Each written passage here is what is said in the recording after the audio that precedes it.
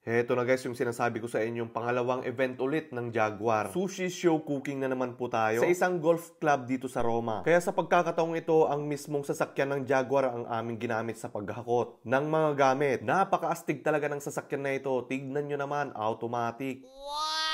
So yun nga, pagkatapos naming maghakot ng mga gamit ng sushi ay sumakay na kami. Gaya ng nakikita nyo, siksikan sa loob dahil napakadami naming dalang gamit. Pati nga yung lagayan ng basurahan ay kinalong na lang. Nasira tuloy ang beauty ni ate. At heto naman kasama ko na si Joseph ay naghubad na ng damit dahil napakainit sa loob ng kotse. Machete!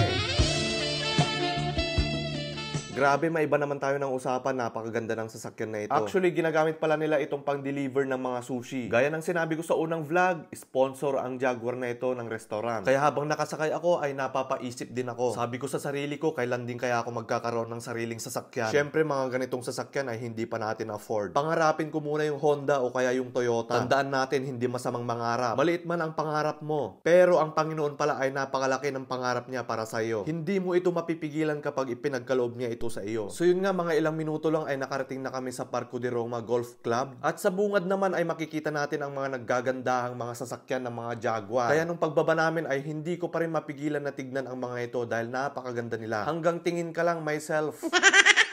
So yun nga, nung nakarating na kami ay tambay-tambay muna. Hinihintay kasi namin yung go signal. Dahil nga napaaga kami naglibot-libot muna at tinignan ang location. Grabe, napakaganda rin pala sa loob neto. Ibang golf club pala ang pinuntahan namin ngayon. Hindi na kagaya nung sa una na nasa outdoor kami at napakadaming bubuyog. Yun nga guys, sa totoo lang halos matatanda ang mga nakita ko rito na nag-golf. Ako hindi ko talaga hilig ang sport na ito. Magpapawis na lang ako sa basketball na kahit mapilayan ay sige pa rin.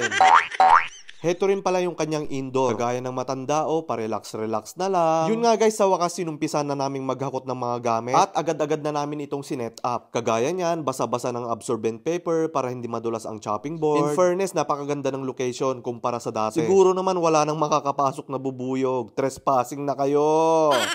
Yun nga, nung maset up na namin ay inumpisahan na namin kaagad. Simpleng pagtuturo lang ang ginawa ko dito habang ang kasama ko naman ay nagpre-prepare na ng mga kakainin nila. Yun lang naman kasi ang habol ng mga yan, napagod sa kakagolf. At sila pala yung aming mga guests. Gaya ng sinabi ko kanina, karamihan sa kanila ay matatanda na. Kaya nga naman binigyan ako ng microphone dahil nga hindi daw nila gaano marinig ang aking discussion. Para tuloy akong nagtitinda sa bangketa ng mga utensils. Gusto nyo po bang marinig ang sample ng aking pagdidiscuss? Okay, sample naman dyan.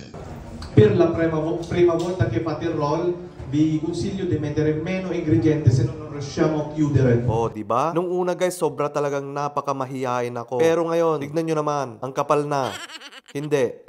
Sobrang taas na lang talaga ng aking confidence. Kailangan mo lang talagang magtiwala sa iyong sarili. So yun nga guys, habang nagdi-discuss ako, patuloy namang gumagawa ng mga sushi si Joseph. Sabi ko nga sa kanya, bilisan niya para mabilis matapos. Kasi nga, baka maubusan na ako ng sasabihin. Mapakain lang kasi namin ang mga guests ay tapos na. So yun nga, nagtanong din ako sa mga guests kung sino ang gustong mag-volunteer para gumawa ng sushi kasama ko sa harap. Natapat naman na ang batang ito ang pumunta sa harap. Ang problema nga lang ay walang magkasyang gloves para sa kanya. Kaya hayan, kinamay-kamay na lang namin. Oh my God, Mr. Nobody, wag kang magagalit. Mekes-mekes na yan. Ang hirap pa namang turuan ang mga bata. Ambisyosang pala ka. Gaya ng nakikita nyo, enjoy na enjoy naman ang kanyang nanay sa pagvi-video. Ayan yung anino niya. So yun nga guys, nakakapagod din. Sinabayan kasi ng sobrang init that time at hindi kinaya ng aircon. Kaya nga nung natapos na kami ay may mga pahabol pa rin at gusto pa rin kumain ng sushi. Kaya hayan, gumawa pa rin kami ng mga sushi nun. Okay guys, tapos na kami. Uwi na kami. Hey guys, salutan naman dyan.